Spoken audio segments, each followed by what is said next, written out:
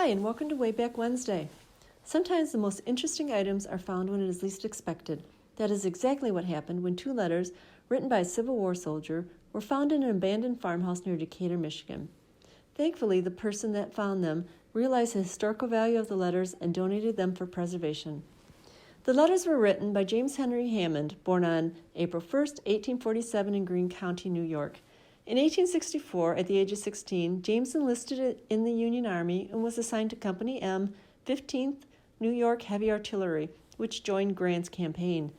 James fought at the Battle of the Wilderness and later wrote his first letter during the Petersburg Campaign on Tuesday, June 21st, 1864.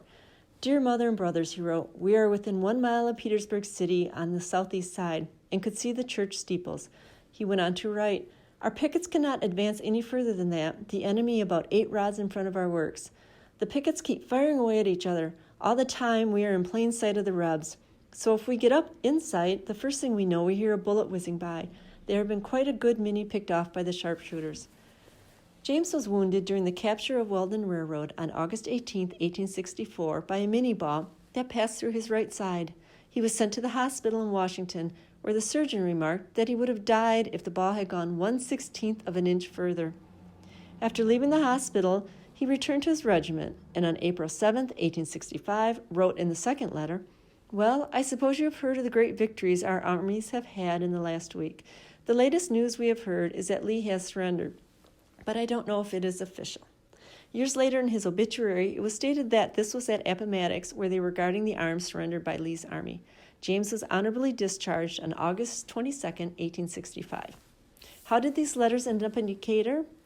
Well, after leaving the Army, James became a member of the Christian Church and entered the Bible College connected with Kentucky University. He graduated on June 14, 1877, and began his ministerial career. He married Mary Grace Anderson on January 1, 1883 in Paw Paw, Michigan, and they had 3 children. In 1890, he was a minister in Decatur, where he stayed for several years. Why the letters were in that particular house is unknown. James' later years were spent at the Soldiers' Home in Grand Rapids, although he visited Decatur often. James passed away in Grand Rapids on March 28, 1910.